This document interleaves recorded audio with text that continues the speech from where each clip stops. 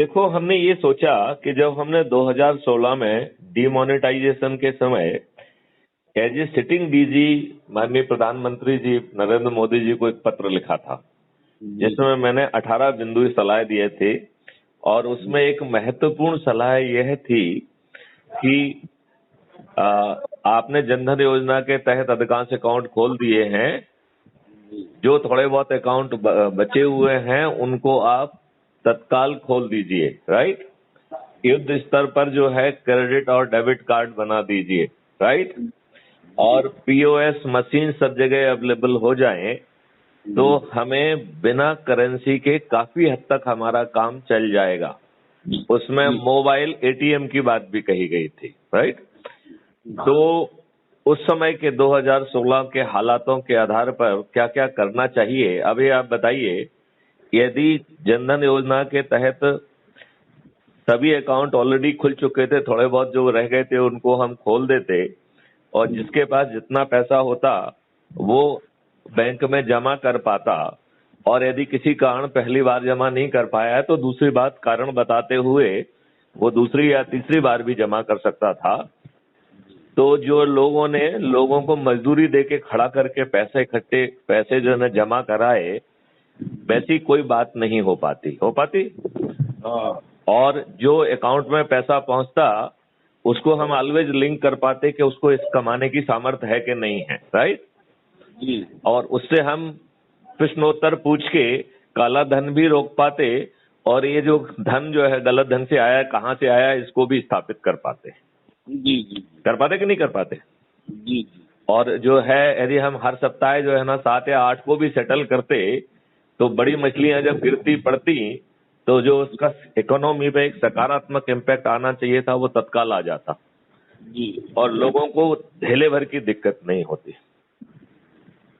तो एक बात तो बड़ी क्लियर है कि राजनीतिक दुष्टता जो है ना चारों तरफ भरी हुई है, और मैं सबसे ज्यादा आहत हूं आपके यूपी के चुनाव से।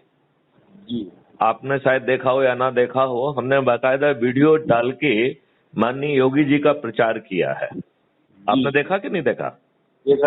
हाँ, मतलब मैंने खुले ढंग से योगी जी का प्रचार किया है, क्योंकि मेरा ये मानना था कि योगी जी एक अच्छे व्यक्ति हैं, उनमें सामर्थ्य है अपराधियों से लड़ने की।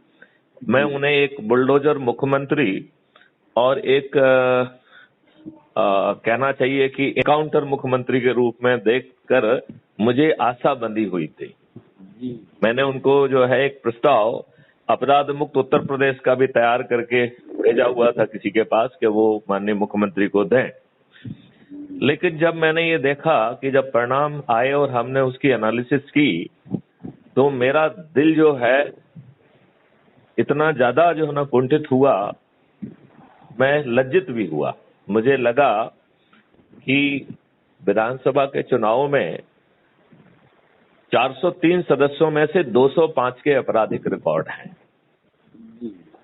2017 में ये संख्या 143 थी।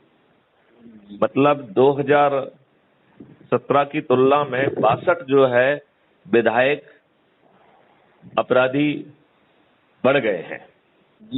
अब मेजॉरिटी जो है विधानसभा में अपराधियों की है।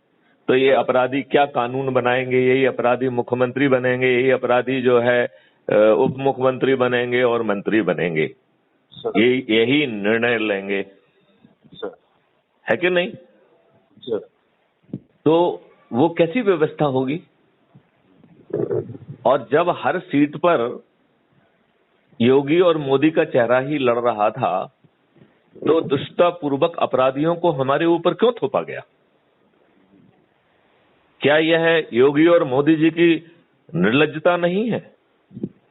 सही है सर। अब उन्हें अपनी कुर्सी चाहिए, कुर्सी के लिए उन्हें जिताओ कैंडिडेट चाहिए। नहीं तो कुर्सी के लिए बड़ा आसान काम था कि जब 2017, 2018, 2019 तीनों साल पीआईएल के माध्यम से लोगों ने अनुरोध किया कि इस देश में चपरासी बनने के लिए सच्चरित्र और साक्षर होना चाहिए, तो क्या वजह है कि कानून के निर्माता अनपढ़, गंवार और अपराधी हों?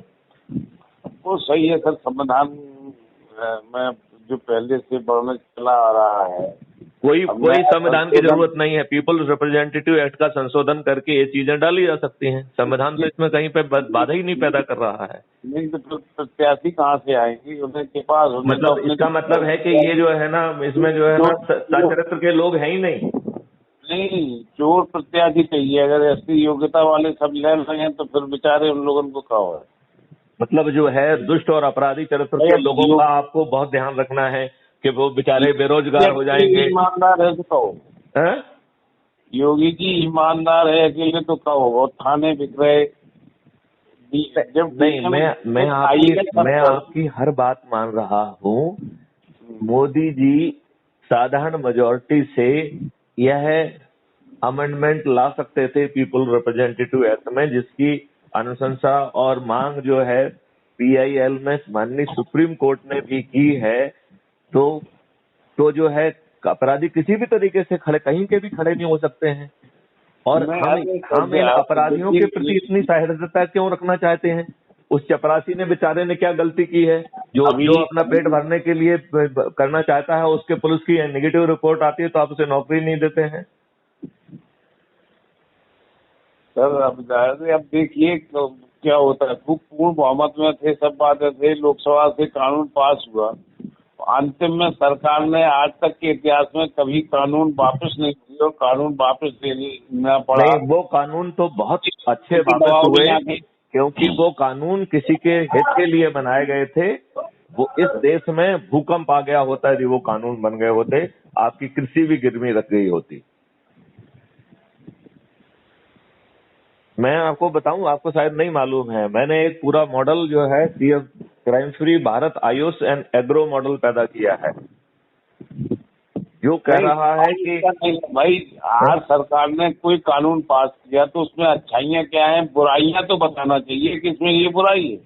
किसी ने किसी दल ने नहीं बताया, किसी नेता ने नहीं बताया कि जिसने करोड़ आंदोलन चालू करा दिया गया। ये तो मैंने देश के हित में नहीं है, किसानों के हित में क्या था ये उन लोगों को थोड़ी पता है जो लोग आंदोलन चला रहे थे। एक IAS अफसर को क्या मालूम है कि खेती कैसे होती है? उसको थोड़ी मालूम। सदियों से वैदिक समय से हम कृषि करते आए हैं। इन दुष्ट अंग्रेजों ने हमें नील और कैश क्रॉप करने के लिए बाध्य किया, जिसके कारण इस देश में भुखमरी आई। जो देश 1100 से ज्यादा वर्ष तक जो है विश्व की सबसे बड़ी इकोनॉमी थी, 33% जो है ना कंट्रीब्यूशन था भारत का 1100 सदी तक, 0 से 11वीं सदी तक, ठीक है ना। और सर एक मिनट में सर लगा रहे, बेटे का फोन आ रहा है इतना मणिपुर से। अच्छा चलिए, तो जो है यही तो समस्या है कि लोगों को जो है ना किसी का फोन आ रहा है जो मालूम नहीं है कि उसमें क्या कहने वाला है, वो प्राथमिकता हो जाती है। अभी बैठ सकते